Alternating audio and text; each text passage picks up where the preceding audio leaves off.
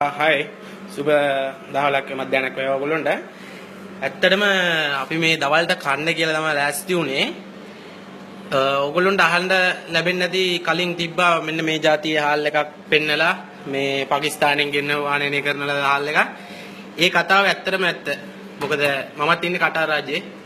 ඒ රටෙත් මේ කියන හාල් එක තියෙනවා. අපි දැන් දවල්ට කන්න කියලා හැදුවේ. ඔයගොල්ලන්ට බලා ගන්න පුළුවන් ඒක ඇත්තක්ද බොරුවක්ද කියලා ඉවල්ලා. පෙන්නන්න වයි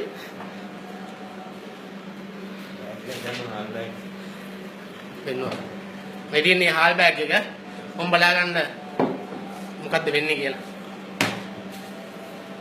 දැක්කනේ ඔයගොල්ලන්ට බලා ගන්න පුළුවන් නේ මොකද්ද තත්ත්වය කියලා එල්ලේ මේ වගේ ඇත්තටම කියනවා නම් මේ වගේ මිනිස්සු ඇත්තටම මැරෙනවා මේ වගේ දේවල් වලින් ඈ මේවා හොඳ නැහැ කරන්න. ඇත්තටම හොඳ නැහැ. මිනිස්සු කවුරුත් මිනිස්සු. කන බොන දේවල් වලට මෙහෙම කරන්න හොඳ නැහැ ඇත්තටම.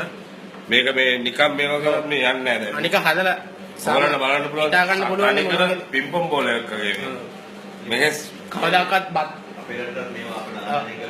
අපේ රටට මේක ආනයනය කරලා තියෙනවා. නැතුව නෙමෙයි. මොකද පෞගිය දවස් ටික ඒක පෙන්නුවා.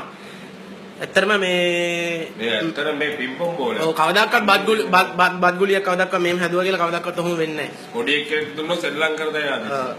පේනවනේ. ඔන්න ඔයකයි තත්ත්වය වෙලා තියෙන අද ලෝකේ.